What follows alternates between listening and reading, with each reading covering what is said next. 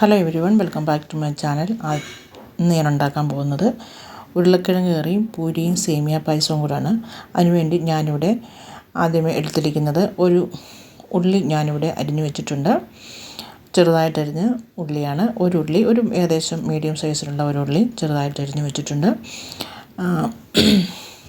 അതിനുശേഷം ഇഞ്ചി വെളുത്തുള്ളി പേസ്റ്റ്, 2-3 പച്ചമുളക് സ്പ്ലിറ്റ് ചെയ്തത്, പിന്നെ നമുക്ക് കുറച്ച് മസാലയാണ് വേണ്ടത്. 2-3 ഗ്രാമ്പൂ, ഒരു ചെറിയ കഷ്ണം പട്ട, ഒരു ബേ ലീഫ്, ഇതെല്ലാം കൂടെ ഞാനിവിടെ എടുത്ത് വെച്ചിട്ടുണ്ട്. അതിനുശേഷം നമ്മൾ ഞാനിവിടെ 4 ഉരുളക്കിഴങ്ങ് പുഴുങ്ങിയത് ഇവിടെ എടുത്ത് വെച്ചിട്ടുണ്ട്. അതിൻ്റെ സ്കിന്നൊക്കെ കളഞ്ഞതാണ്. നമുക്കിതുപോലെ കൈ കൊണ്ടൊന്ന് ഉടച്ചു കൊടുക്കണം. നമ്മൾ ഒത്തിരി ഉടച്ചു കൊടുക്കാൻ പാടില്ല. കുറച്ച് കഷ്ണങ്ങളായിട്ട് കിടക്കണം. അതുപോലെ നമ്മളത് കൈ കൊണ്ടൊന്ന് പ്രസ് ചെയ്ത് കൊടുത്തിട്ടൊന്ന് ഉടച്ച് മാറ്റണം. അതായത് ഇതുപോലെ നമുക്കിതോടെ മാറ്റി വയ്ക്കാം.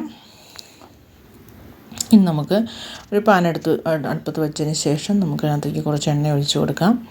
എണ്ണ ചൂടായി വരുമ്പോഴേക്കും നമുക്കതിനകത്തേക്ക് ഒരു ടേബിൾ സ്പൂൺ ജീരകം ചേർത്ത് കൊടുക്കാം. കൂടെ തന്നെ നമ്മൾ എടുത്തു വച്ചിരിക്കുന്ന മസാല കൂടി ചേർത്ത് കൊടുക്കാം. ഇതെല്ലാം കൂടി ഇട്ടൊന്ന് ചൂടായി വരുന്നത് വരെ വെയിറ്റ് ചെയ്യാം. ഒന്ന് ഇളക്കി കൊടുക്കാം.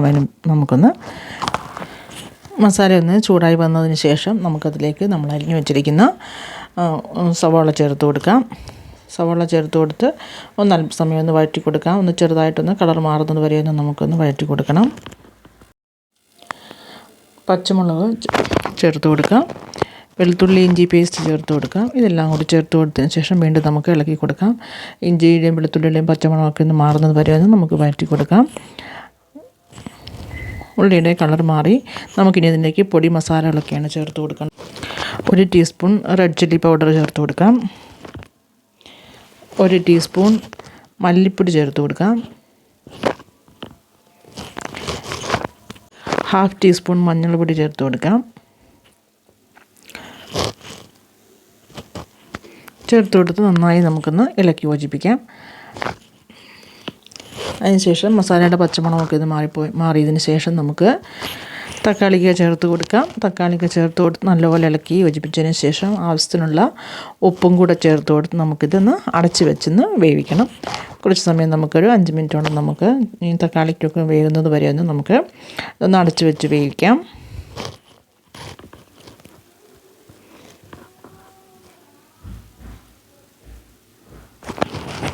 ഇപ്പം നമുക്ക് തുറന്ന് നോക്കാം. തക്കാളിക്കൊക്കെ ഒന്ന് വെന്ത് വന്നിട്ടുണ്ട്. നമുക്ക് തവി വെച്ച് തന്നെ സ്പാച്ചിൽ വെച്ച് തന്നെ നമുക്കൊന്ന് കുറച്ചൊന്ന് ഉടച്ചു കൊടുക്കാം. തക്കാളിയൊക്കെ നല്ലപോലെ വെന്ത് വന്നിട്ടുണ്ട്. ഇനി നമുക്കിതിലേക്ക് ഒരു 1/2 ടീസ്പൂൺ കായം ചേർത്ത് കൊടുക്കാം. 1/2 ടീസ്പൂണിനെക്കാട്ടിലും കുറച്ച് മതി. 1/2 ടീസ്പൂൺ തന്നെ വേണമെന്നില്ല. ഇനി നമുക്ക് ഒരു 1/2 ടീസ്പൂൺ ഗരം മസാല കൂടി ചേർത്ത് കൊടുത്ത് നന്നായിട്ട് ഇളക്കി യോജിപ്പിക്കാം. ഇനി അതിനുശേഷം മസാല ചേർത്തതിന് ശേഷം നമുക്കതിലേക്ക് നമ്മൾ പുഴുങ്ങി ഉടച്ച് വെച്ചിരിക്കുന്ന ഉരുളക്കിഴങ്ങ് ചേർത്ത് കൊടുത്ത് നന്നായിട്ട് ഇളക്കി കൊടുക്കാം. ഉരുളക്കിഴങ്ങ് ചേർത്ത് കൊടുത്ത് ഇളക്കി കൊടുത്തതിന് ശേഷം നമുക്കിതിനകത്തേക്ക് വെള്ളം ഒഴിച്ച് കൊടുക്കണം. ഒരു 1.5 കപ്പ് വെള്ളം ഞാൻ ഇതിനകത്തേക്ക് ഒഴിച്ച് കൊടുക്കുന്നുണ്ട്. 1.5 കപ്പ് വെള്ളം ഇവിടെ ചേർത്ത് കൊടുത്തു. എന്നിട്ട് നന്നായിട്ട് ഇളക്കി യോജിപ്പിച്ചതിന് ശേഷം നമുക്ക് അടച്ച് വെച്ച് ഏകദേശം ഇത് വേവുന്നൊരു 5-6 മിനിറ്റോളം നമുക്കിതൊന്ന് മീഡിയം ഫ്ലെയിമിലിട്ട് ഒന്ന് വേവിച്ചെടുക്കണം. മസാലയും ഉരുളക്കിഴങ്ങും എല്ലാം നല്ലപോലെ അതിനകത്തേക്ക് യോജിക്കുന്നത് വരെ നമുക്കൊന്ന് അടച്ച് വെച്ച് വേവിക്കണം. അതിനുശേഷം കസൂരി മേത്തി, 1 ടേബിൾ സ്പൂൺ കസൂരി മേത്തി കയ്യിൽ വെച്ച് ഇതുപോലെ ഒന്ന് റബ്ബ് ചെയ്തതിന് ശേഷം നമുക്കതിനകത്തേക്ക് ചേർത്ത് കൊടുക്കാം. ഉപ്പ് നോക്കാം. ഉപ്പ് നമുക്ക് ആവശ്യത്തിനുള്ള ഉപ്പാണോ എന്ന് നോക്കി വേണമെങ്കിൽ വീണ്ടും ചേർത്ത് കൊടുക്കാവുന്നതാണ്. ഇനി നമുക്ക് മല്ലിയിലൂടെ തൂകി നമുക്ക് സ്റ്റൗ ഓഫ് ചെയ്യാം. നമ്മുടെ പൊട്ടറ്റോ കറി ഇവിടെ റെഡി ആയിട്ടുണ്ട്. നമുക്കിത് സെർവിങ് ബോളിലേക്ക് മാറ്റാം. ഇനി നമുക്ക് പൂരി ഉണ്ടാക്കാനായിട്ട് ആട്ട ഉടച്ച് വയ്ക്കുകയാണ് ചെയ്യേണ്ടത്. ഇവിടുന്ന് ഞാനൊരു 1.5 കപ്പ് ആട്ട എടുത്തിട്ടുണ്ട്. അതിലേക്ക് ഒരു 1.5 ടേബിൾ സ്പൂൺ നെയ്യ് ചേർത്ത് കൊടുത്തു. ആവശ്യത്തിനുള്ള ഉപ്പ് ചേർത്ത് കൊടുക്കാം. ഇതെല്ലാം കൂടി നമുക്കൊന്ന് മിക്സ് ചെയ്ത് കൊടുക്കാം. നല്ലപോലെ നമുക്കിതൊന്ന് മിക്സ് ചെയ്യാം. നെയ്യൊക്കെ ആട്ടയിലൊക്കെ ഒന്ന് നല്ലപോലെ ആകുന്നത് വരെ നമുക്കൊന്ന് മിക്സ് ചെയ്ത് കൊടുക്കാം. അതിനുശേഷം കുറേശ്ശെ വെള്ളം ഒഴിച്ച് നമുക്കിത് ഈ ആട്ട ഒന്ന് കുഴച്ചെടുക്കാം. ഒത്തിരി നമ്മൾ വെള്ളം ആദ്യം തന്നെ അങ്ങ് ഒഴിച്ച് കൊടുക്കല്. കുറേശ്ശെ വേണം വെള്ളം ഒഴിച്ച് കൊടുക്കാൻ. കുറച്ച് വെള്ളം ഒഴിച്ച് വേണം നമ്മളിത് കുഴയ്ക്കാൻ. അല്ലെങ്കിൽ ഇത് ഒത്തിരി അങ്ങ് ലൂസായി പോകും. ഒത്തിരി ലൂസായിട്ട് വേണ്ട നമുക്ക് ആട്ട.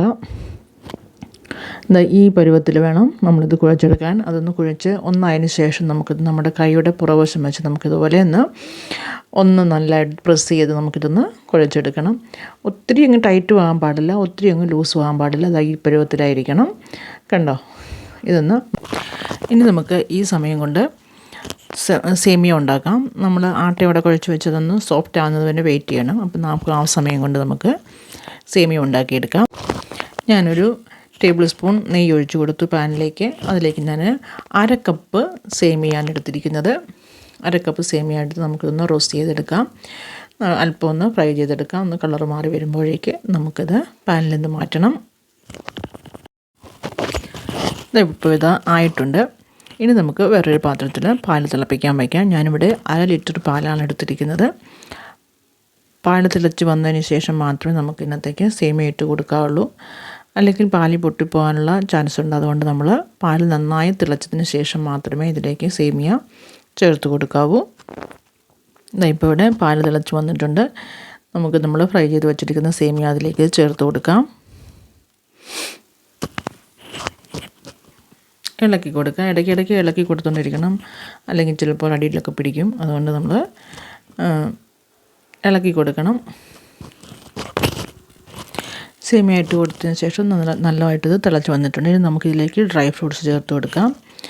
അല്പം കാഷ്യൂ നട്ട്സ്, അല്പം ബദാം, ഇതൊക്കെ കൂടി നമുക്ക് ഇഷ്ടമുള്ള ഡ്രൈ ഫ്രൂട്ട്സൊക്കെ നമുക്ക് ചേർത്ത് കൊടുക്കാം. വേണമെങ്കിൽ നിങ്ങൾക്ക് കിസ്മിസ് ചേർത്ത് കൊടുക്കാം. ഡ്രൈ ഫ്രൂട്ട്സും ചേർത്ത് കൊടുത്ത് നമുക്കിതൊന്ന് നന്നായിട്ട് ഇളക്കി യോജിപ്പിക്കാം. ഇതിൻ്റെ കൺസിസ്റ്റൻസി നിങ്ങൾക്ക് ഇപ്പോൾ ഇതാണ് ഇതിൻ്റെ കൺസിസ്റ്റൻസി. പിന്നെ ഇത് നമ്മൾ വാങ്ങി വെച്ച് കഴിയുമ്പോൾ കുറേ ഇത് കുറുകും.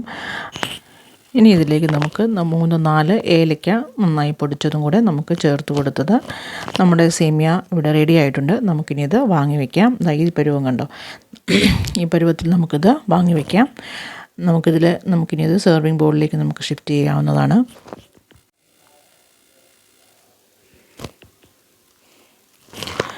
വാങ്ങിയതിന് ശേഷം നമുക്ക് ഇതിലേക്ക് നമുക്ക് അല്പം ബദാമും അല്പം കാജുവും കൂടെ ഇട്ട് നമുക്കിത് ഗാർണിഷ് ചെയ്യാവുന്നതാണ്. അപ്പോൾ നിങ്ങൾക്ക് ഈ വീഡിയോ ഇഷ്ടമാകുന്നുണ്ടെങ്കിൽ എൻ്റെ ചാനലൊന്ന് സബ്സ്ക്രൈബ് ചെയ്യുക. വീഡിയോ മറ്റുള്ളവരിലേക്കൊന്ന് ഷെയർ ചെയ്യുക. എല്ലാവർക്കും ഹൃദയം നിറഞ്ഞ ന്യൂ ഇയർ ആശംസകൾ അറിയിക്കുകയാണ്. ഇനി നമുക്കിവിടെ പൂരി ഉണ്ടാക്കുന്നത് എങ്ങനെയാണെന്ന് നോക്കാം. ഇതുപോലെ ചെറിയൊരു ഉരുള എടുത്തിട്ട് നമുക്ക് ചപ്പാത്തി പടിയിലേക്ക് വെച്ചിട്ട് അല്പം പൊടി ഒന്ന് വിതറി കൊടുക്കാം. നിങ്ങൾക്ക് വേണമെങ്കിൽ എണ്ണ തൂത്ത് വേണമെങ്കിൽ ഉണ്ടാക്കാം. ഒത്തിരി പൊടി ഇട്ട് കഴിഞ്ഞാൽ നമ്മുടെ എണ്ണ അങ്ങ് അഴുക്കാവും. അതുകൊണ്ട് എണ്ണയ്ക്കകത്തേക്ക് പൊടിയൊക്കെ പോയത് എണ്ണ കറക്കാൻ തുടങ്ങും. അതുകൊണ്ട് അധികം പൊടി നമ്മളിടരുത്.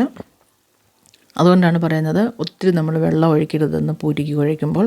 ഇച്ചിരി ടൈറ്റായിട്ട് വേണം പൂരിക്ക് കുഴയ്ക്കാൻ. ഇതുപോലെ ഈ കനത്തിൽ വേണം നമ്മൾ ഇത് പൂരി പരത്തിയെടുക്കാനായിട്ട്. കണ്ടോ? ഒട്ടും പൊടി അധികം ഇല്ലാതെ നമ്മൾ പരത്തിയെടുത്തിട്ടുണ്ടല്ലോ.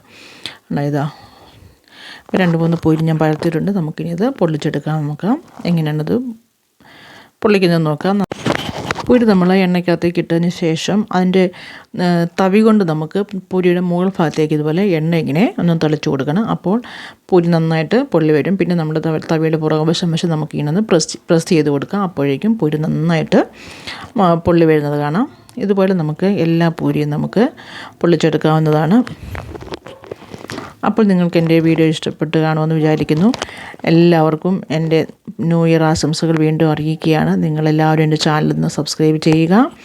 എല്ലാവരുടെയും ന്യൂ ഇയർ എല്ലാം നല്ല മംഗളകരമായിരിക്കട്ടെ എന്ന് ഞാൻ ആശംസിക്കുന്നു. എല്ലാവർക്കും ഒരു ഹാപ്പിയസ്റ്റ് ന്യൂ ഇയർ ഹെഡ് ആയിരിക്കട്ടെ എന്ന് ഞാൻ പ്രാർത്ഥിക്കുകയാണ്.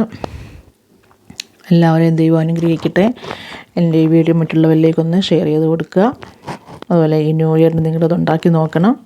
എല്ലാം ഒരു മധുരത്തോടുകൂടി തുടക്കാം നമുക്ക് ന്യൂ ഇയർ. അതുകൊണ്ട് എല്ലാവർക്കും വീണ്ടും എൻ്റെ ന്യൂ ഇയർ ആശംസകൾ അറിയിച്ചു കൊള്ളുന്നു. Thank you for watching. വീണ്ടും ഒരു വീഡിയോയുമായി വീണ്ടും വരാം. അതുവരെ എല്ലാവർക്കും നമസ്കാരം.